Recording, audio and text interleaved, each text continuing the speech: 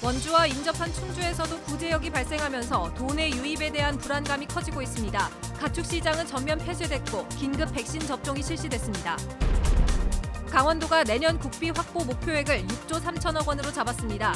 생활 SOC 등 정부 정책과 관련된 국비 사업 발굴에 주력하기로 했습니다.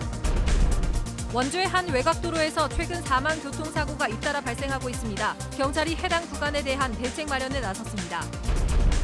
포도가 유명한 영월에서 겨울철 빈 포도밭을 황태 덕장으로 활용해 농가 소득을 올리고 있습니다. 올해 말리는 황태는 10만 마리에 이릅니다.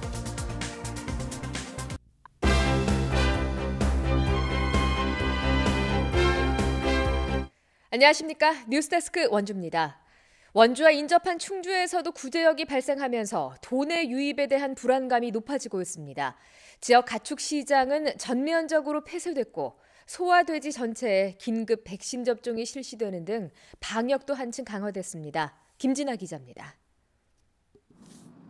원주와 인접한 충주까지 구제역이 확산됨에 따라 도내 유입을 막기 위해 8개 가축 시장이 전면 폐쇄됐습니다. 당초 오늘 열릴 예정이던 횡성 경매시장부터 3주 동안 모든 거래가 중단됩니다. 충주 경계인 원주 불원면과 규례면 주요 도로에는 통제 초소와 거점 소독 시설이 설치됐고 내일 오후 6시까지 48시간 동안 축산 관련 차량의 이동 중지 명령이 내려졌습니다. 접종에 누락됐거나 항체 형성이 미흡한 상황을 방지하기 위해 도내 사육되고 있는 소와 돼지 75만 마리 전체를 대상으로 긴급 백신 접종도 실시됐습니다. 혹시나 올 수는 있는 거는 차단 방역으로 되지만 와서 얘네들이 이길 수 있는 거는 저희가 백신으로 막는 거기 때문에 퍼질 수 없게 만드는 환경을 만드는 거죠. 설 명절 차량과 사람의 이동이 많은 만큼 내일까지 모든 추가 접종을 마칠 예정입니다. 충주 구제역 발생 농가에서 이틀 전 횡성으로 유입된 송아지와 같은 트럭으로 운송된 한우 등 24마리는 구제역 정밀 검사 결과 다행히 음성으로 확인됐습니다. 도내 최대 한우 사육지인 횡성도 거점 소독 시설을 24시간 운영하고 설 명절 방문 자제와 축산 농가를 찾는 일반 차량의 소독을 의무화하는 등 긴장의 끈을 놓지 않고 있습니다. 2011년까지 구제역으로 해서 많은 아픔을 겪었습니다. 고향을 찾는 귀성객들에도 반드시 거점 소독장을 거쳐서 고향을 방문할 수 있도록 그렇게 조치하고 있습니다. 강원도는 설 명절 다소 과하더라도 강력한 차단 방역이 요구된다며 축사 안팎의 철저한 방역과 모임 금지 등에 적극 협조해 줄 것을 당부했습니다.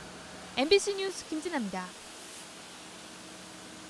강원도가 내년 국비 목표액을 6조 3천억 원으로 잡았습니다. 생활 SOC 등 정부 시책과 연계한 새로운 사업 발굴에 주력하기로 했습니다. 강화길 기자가 보도합니다. 강원도가 올해 따낸 정부 예산은 6조 878억 원입니다.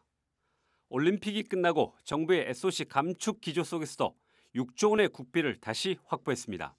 하지만 올림픽 경기장 사후 활용과 제천 용월 고속도로, 춘천 철원 고속도로 등 핵심 현안 사업 예산을 확보하는 데 실패했습니다. 강원도는 이런 반성을 토대로 연초부터 국비 확보에 강한 드라이브를 걸었습니다. 내년 상황도 만만치 않지만 강원도는 목표를 높게 잡았습니다. 6조 3천억 원으로 역대 최고치입니다. 일단 정부가 역점적으로 추진하는 정책과 연계한 국비 사업을 공약 대상으로 삼았습니다. 정부 정책 기조에 연계해서 밀착형 생활 SOC를 확보하는 데 최대한 노력하겠습니다. 이달 중순쯤 별도의 대책 기회를 갖고 정부에 먹힐 만한 생활 SOC 사업 발굴에 머리를 맞댈 계획입니다. 여전히 부족한 SOC 확충 예산 확보도 당면 과제입니다. 강릉 제진간 철도, 춘천 철원 고속도로, 제천 용월 고속도로, 남북 산림 협력센터 등 지난해 국비 확보에 실패한 사업에 재도전합니다. 또 남북 경협과 일자리 창출 등 역시 지난해 부진했던 분야의 예산 확보에도 뛰어듭니다. 이를 위해 조만간 시군 순회 간담회를 갖고 국회의원들과 지역 현안 사업 국비 확보 대책도 논의합니다. MBC 뉴스 강화길입니다. 원주의 한 외곽 도로에서 최근 열흘 사이에 3건의 사고로 3명이 숨지고 2명이 다쳤습니다. 경찰이 해당 구간에서 야간 과속 단속을 하는 등 대책 마련에 들어갔습니다. 이병선 기자입니다. 저녁 8시를 막 넘긴 시각, 경찰이 과속 단속에 나섰습니다. 300m 앞에 단속 사실을 고지했지만 아랑곳하지 않고 달리는 차량도 있습니다. 규정 속도인 시속 60km를 한참 넘어선 차량들이 많아지고 단속 건수도 쌓여갑니다. 상대적으로 속도가 느린 2차로를 대상으로 했지만 단속을 시작한 지 1시간이 못 돼 40여 건이 적발됐습니다. 시 외곽으로 향하는 이 도로에서 최근 사고가 빈번해 경찰이 단속에 나선 겁니다. 지난달 26일 새벽에는 이곳을 달리던 승용차가 도로변 화단과 전신줄을 들이받아 2명이 숨졌고 이에 앞서 23일에도 오토바이와 트럭이 충돌해 1명이 숨지는 등 불과 열흘 사이에 3명이 숨지고 2명이 다쳤습니다. 시내 중심가부터 신호가 연동돼 있어 운전자들이 쉼없이 내달리는 데다 길이 어두워 제한속도 표지판을 확인하는 것도 쉽지 않기 때문입니다. 아마 잘 모르지 않을까. 워낙 길도 어둡고 가로등도 하나도 없거든요. 거의 잘 안 보이게 돼 있어가지고 저도 이번에 처음 알게 됐습니다. 게다가 최근 생긴 교차로의 진입로가 짧아 무리하게 끼어들기를 하는 차량이 나오는 등 사고 위험이 높습니다. 원주시와 경찰은 대책 마련에 들어갔습니다. 단기적으로 우선에서는 속도를 제어할 수 있는 과속 단속 장비 설치가 시급하겠고요. 중장기적으로는 그 주변 환경을 밝게 해주는 가로등의 연속 조명 설치가 필요하다 이렇게 생각합니다. 이 밖에도 교차로를 설치하는 과정에서 철거했던 중앙 분리대를 다시 설치하는 등 추가적인 대책을 이어갈 방침입니다. MBC 뉴스 이병선입니다. 포도가 유명한 영월에서 겨울철 빈 포도밭을 황태 덕장으로 활용해 농가 소득을 올리고 있습니다. 품질도 좋아서 인기를 끌고 있는데요. 규모도 확대되고 있습니다. 권기만 기자가 취재했습니다. 덕장에 널린 명태들이 차가운 겨울바람을 맞으며 점점 황태로 변해갑니다. 수분이 빠지면서 살은 점점 구덕해지고 속살은 노란빛을 더해갑니다. 수많은 황태들이 널려 있는 곳은 바로 영월의 한 포도밭. 수확이 끝나는 초가을부터 봄까지 비어있는 포도밭을 황태 덕장으로 활용한 겁니다. 비가림 시설이 있어 보다 깨끗하고 효율적으로 황태를 말릴 수 있습니다. 비가림 시설과 포도 가지를 받추는 지지대를 활용해 황태를 말리기 때문에 농가 입장에서는 추가 비용 투자 없이 소득을 올릴 수 있는 수입원이 되고 있습니다.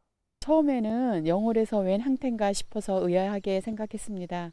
근데 비도 맞지 않고 눈도 맞지 않아서 깨끗하고 품질 좋은 황태가 생산되고 있어서 황태 주산지인 대관령이나 인제에 비해 겨울 기온이 높은 편이라 황태 말리는데 부적합하다는 지적을 받기도 했습니다. 하지만 농한기 사용하지 않는 냉동 건조 등 농산물 가공 시설을 추가로 활용하면서 해결했습니다. 저희들이 숙성하는 공간인 고추 건조 시설은 또 봄에 놀고 있었던 거죠. 그러니까 놀고 있는 포도밭과 놀고 있었던 고추 건조 시설을 이용해서 새로운 황태라는 특산품이 만들어지게 된 겁니다. 올해 영월 포도밭에서 말리는 황태는 10만 마리.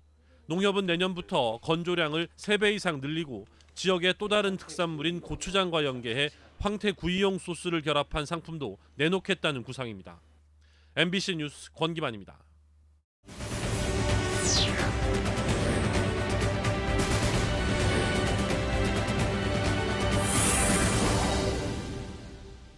다음은 희망 2019 나눔 캠페인에 성금을 보내주신 분들입니다.